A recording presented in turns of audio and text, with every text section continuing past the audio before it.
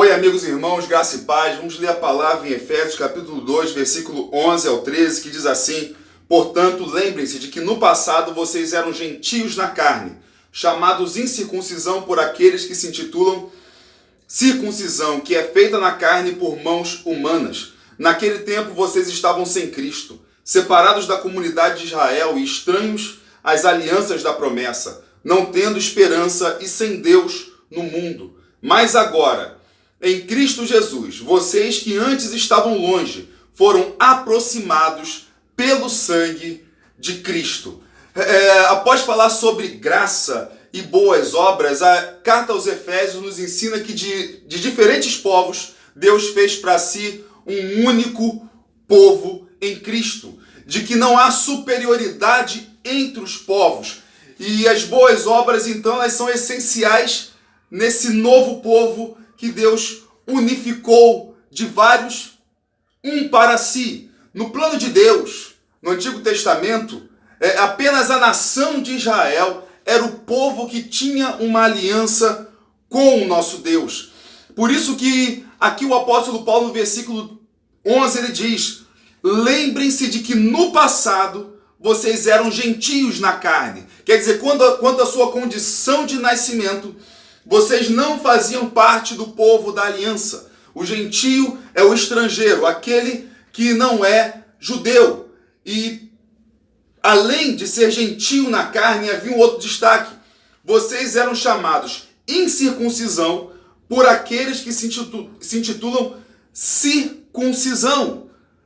A circuncisão era uma pequena cirurgia realizada retirando a pele que cobre a ponta do órgão sexual masculino. Um corte circular que representa a aliança, a marca de povo de Deus, a separação do pecado, o derramamento de sangue que apontava para o derramamento de sangue que de fato tiraria o pecado do ser humano, que foi o derramamento do sangue de Cristo na cruz. Então, éramos incircuncisos, fazíamos parte de um povo que não carregava sobre si o sinal da aliança. Muitos povos ao redor de Israel, às vezes podiam praticar a circuncisão, mas não com o propósito da aliança com Deus a qual Israel praticava. Normalmente era simplesmente por questões médicas, de saúde. E aqui o apóstolo Paulo prossegue dizendo o seguinte, que essa circuncisão praticada pelos judeus é feita na carne por mãos humanas, quer dizer, um ato de obediência que era essencial aos judeus, porque era uma ordem divina, mas que na realidade não era o bastante.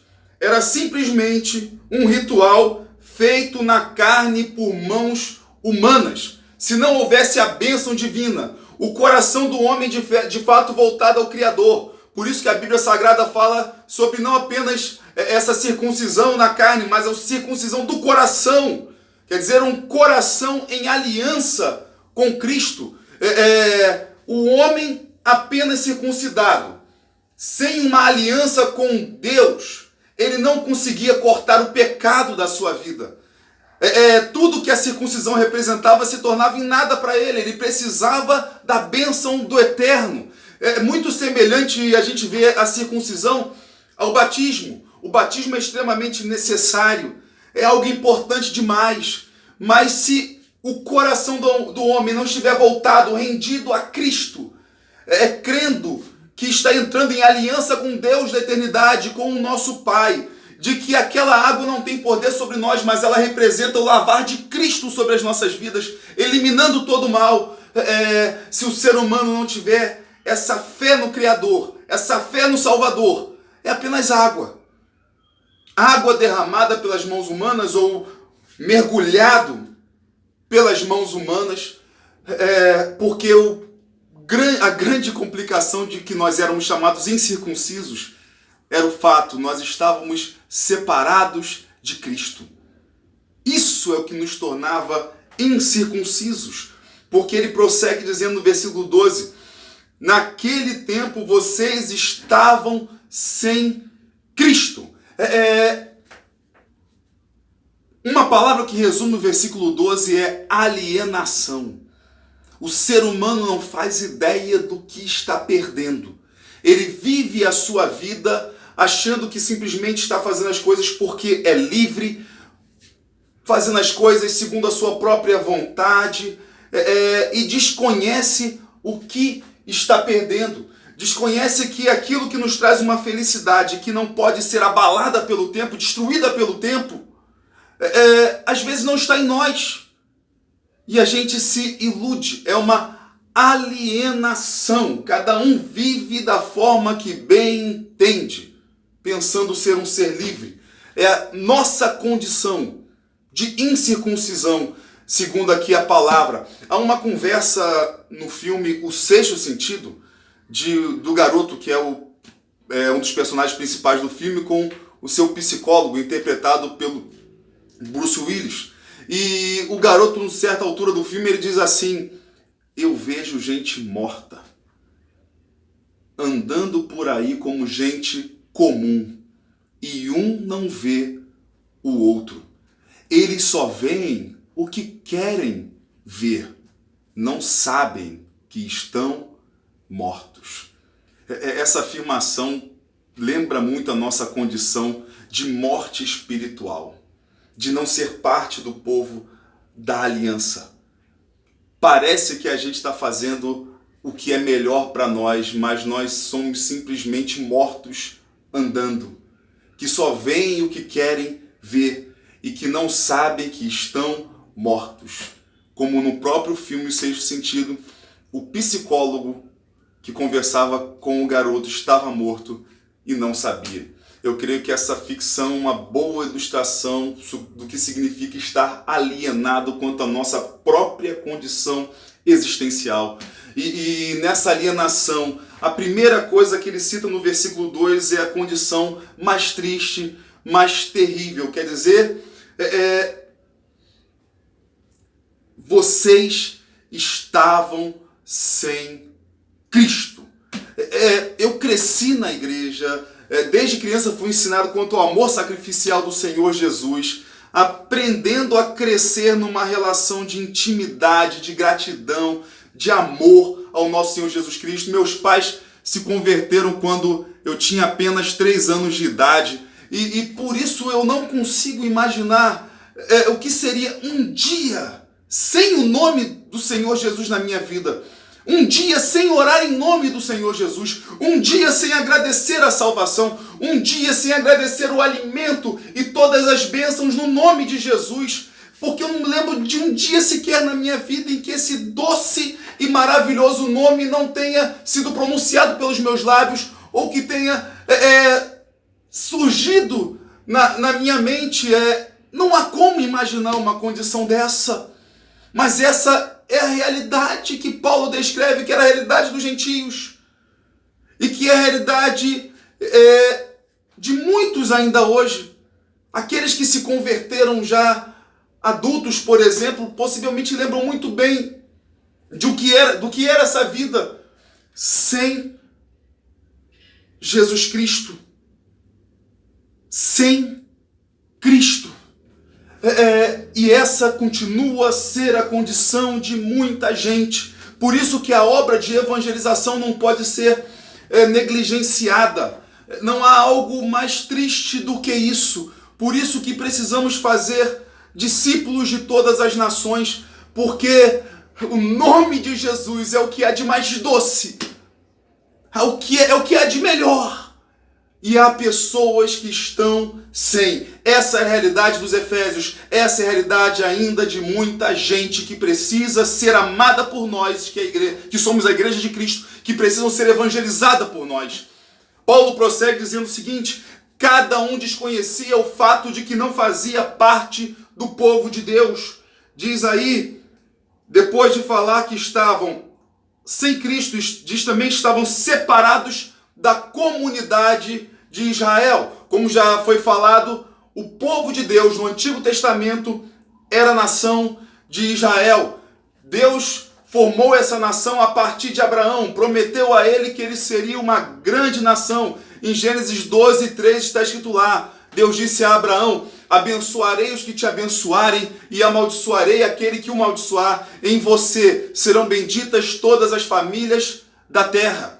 E foi ao neto de Abraão, depois dele ter lutado uma noite inteira com Deus, Deus deu a ele esse nome de Israel. Está lá em Gênesis 32, 8. Então disse: seu nome não será mais Jacó, e sim Israel, pois você lutou com Deus e com os homens e prevaleceu. Jacó teve 12 filhos que formaram então as 12 tribos de Israel, o povo que Deus separou para ele, a fim de nesse povo revelar a sua vontade. Esse povo carregou costumes rígidos, tanto nas suas práticas culturais, quanto na sua alimentação, e seria um povo diferenciado dentre os outros povos. Ele não poderia nem mesmo se misturar com os outros povos. Estrangeiros que, para se tornarem um deles, deveriam, por exemplo, se fosse um homem, praticar o ato da circuncisão e aderir assim a toda a lei dos israelitas. E o tempo foi passando, e esse povo da aliança, muitos acabaram fazendo com que isso não fosse algo bom, mas deixaram que a soberba tomasse o seu coração, achando-se superiores aos outros povos, esquecendo que Deus tinha dito a Abraão que neles seriam benditas todas as famílias da terra. Por isso que o plano de Deus, ele não está depositado no homem, mas nele mesmo. Então Deus se tornou um homem na pessoa de seu Filho, nosso Senhor Jesus Cristo. E Jesus veio como o descendente de Abraão. E foi em Jesus, então, que essa promessa feita a Abraão se cumpriu. Em ti serão benditas todas as famílias da terra. Quer dizer, no descendente de Abraão, o nosso Senhor Jesus, todas as famílias da terra, todos os povos da terra hoje podem ser benditos. Então essa salvação se expande para todos os povos e pela misericórdia de Deus chegou a nós, brasileiros, que agora podemos ser do povo da aliança. Hoje nós temos este conhecimento. Antes estávamos sem Cristo, separados da comunidade de Israel, estranhos às alianças da promessa. As promessas que Deus havia feito ao seu povo era desconhecido dos efésios, era desconhecido por nós, estrangeiros. Promessas como a que Deus disse a Salomão em 2 Crônicas 7,14: se o meu povo, que se chama pelo meu nome, se humilhar e orar e me buscar e se converter dos seus maus caminhos, eu ouvirei dos céus, perdoarei os seus pecados e sararei a sua terra. Promessa de um Deus que nos ouve, que nos abençoa, que nos chama ao arrependimento, que nos chama de povo dele. Ou então promessas de um Deus protetor, como o famoso Salmo 91, aquele que habita no esconderijo do Altíssimo, à sombra do Onipotente descansará. Ele diz ao Senhor: tu és o meu refúgio. Essa certeza de descansar na sombra do Altíssimo, essa certeza de termos um Deus que cuida da gente, que é a nossa fortaleza, aquele em que nós confiamos e que nós podemos descansar nele. E hoje nós somos o povo da aliança também e aguardamos a maior de todas as promessas, que é a promessa de que o Senhor Jesus Cristo há de voltar e assim ele nos redimirá e transformará todas as coisas e viveremos para sempre com ele. Vivemos sobre essa promessa que é a maior de todas. Jesus veio e ele há de retornar. Além de estranhos às alianças da promessa, quer dizer, alienado, não tendo conhecimento das promessas de Deus, sem ser o povo da aliança, não tendo esperança. Os gentios não experimentavam da esperança que Deus havia dado ao povo de Israel. Esperança mesmo diante das situações mais caóticas, mais terríveis. Não é que eles não experimentavam de nenhuma esperança. Eles tinham sim algum tipo de esperança, mas não essa esperança eterna. como, por exemplo, a esperança experimentada por Jeremias diante da destruição de Judá, diante de toda a violência dos exércitos babilônios, a qual ele mesmo descreve lá em Lamentações 3:1. Eu sou o homem que viu a aflição causada pela vara do furor de Deus. Eu sou o homem que viu a aflição. Ele viu uma fome terrível, uma violência descontrolada, e os babilônios simplesmente com toda a sua violência diante dos judeus. E Jeremias, mesmo nessa triste condição, mesmo nessa triste realidade, ele pode dizer lá em Lamentações 3, 21, 25, quero trazer à memória o que pode me dar esperança. E ele mesmo afirma, as misericórdias do Senhor são a causa de não sermos consumidos, porque as suas misericórdias não têm fim, renovam-se cada manhã, grande é a sua fidelidade. A minha porção é o Senhor. Diz a minha alma, portanto esperarei nele. O Senhor é bom para os que esperam nele, para aqueles que o buscam. Essa certeza, mesmo diante da luta da nação, da dificuldade da nação, a certeza que nós também precisamos ter, a esperança que precisamos ter diante da nossa nação brasileira, nós como brasileiros, que as misericórdias do Senhor são a causa de não sermos consumidos, de que a nossa vida espera nele, que a nossa esperança é o Senhor. Também aprendemos essa esperança no contexto familiar e pessoal, diante do que aconteceu com Jó, este homem que perdeu seus 10 filhos, entrou em falência financeira e teve o seu corpo tomado de lepra. Então Jó, diante de todas as suas lutas, diante de toda a tribulação que sobreveio a esse homem de Deus, ele pôde dizer em Jó capítulo 19, versículo 25 e 27, porque eu sei que o meu Redentor vive, e por fim se levantará sobre a terra. Depois revestido este meu corpo da minha pele, em minha carne verei a Deus. Eu o verei por mim mesmo. Os meus olhos o verão e não outros. De saudade o meu coração desfalece dentro de mim. Eu sei que o meu Redentor vive. Esperança que os servos poderiam depositar diante de um grande Deus.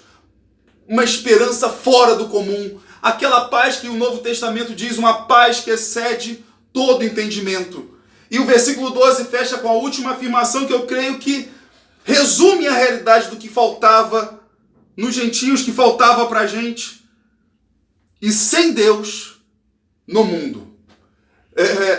Para pessoas que viviam sem Deus no mundo, significava que qualquer coisa que podiam ter era praticamente o mesmo que ter nada. Porque tudo passa e somente o nosso Deus prevalece, somente o nosso Deus permanece. Então nós temos a certeza que somente nele nós prevalecemos na eternidade. Por isso que nós glorificamos ao nosso Deus, que no seu imenso amor não deixou a gente alienado nessas tristes condições de ser um povo que não tem aliança com Deus, um povo, pior de tudo, sem Cristo, separado da comunidade de Israel, estranho às alianças da promessa, não tendo esperança e sem Deus no mundo. Agora ele nos deu uma cidadania. E como não éramos cidadãos do reino dele, não tínhamos direito. Agora nós temos o nosso direito assegurado. E o maior benefício de ser cidadão do reino de Deus é o próprio Senhor Jesus Cristo. Ele é o maior benefício e graças a Ele, estando nele, nós nos tornamos também filhos adotados pelo nosso Deus. E essa cidadania, ela está bem resumida em 1 Pedro 2,9, que diz assim: vocês, porém, são geração eleita, sacerdócio real, nação santa, povo de propriedade exclusiva de Deus, a fim de proclamar as virtudes daqueles que o chamou das trevas para a sua maravilhosa luz. Mas é claro, como cidadãos, temos direitos, mas também temos deveres. Dever, por exemplo, está aí em 1 Pedro, capítulo 2, versículo 9.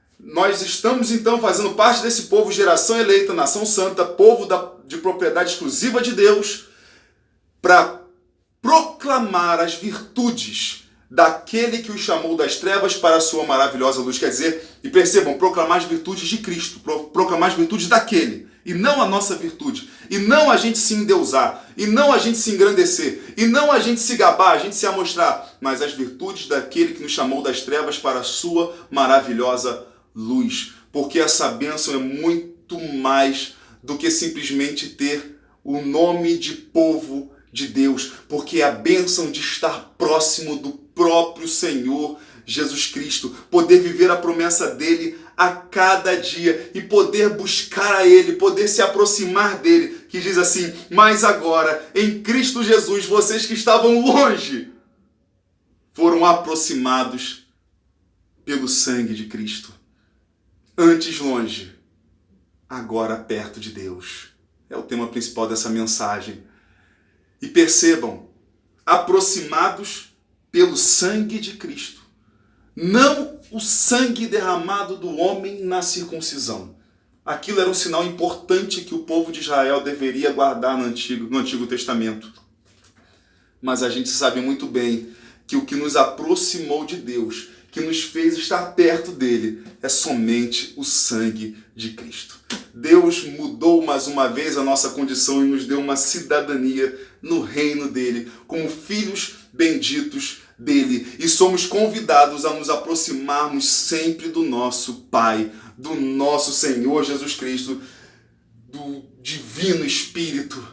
Por isso que Tiago diz assim no capítulo 4, versículo 8 de sua carta: cheguem perto de Deus e ele se chegará a vocês. Limpem as mãos, pecadores, e vocês que são indecisos, purifiquem o coração. Vamos nos achegar a Deus, porque ele está bem pertinho de nós.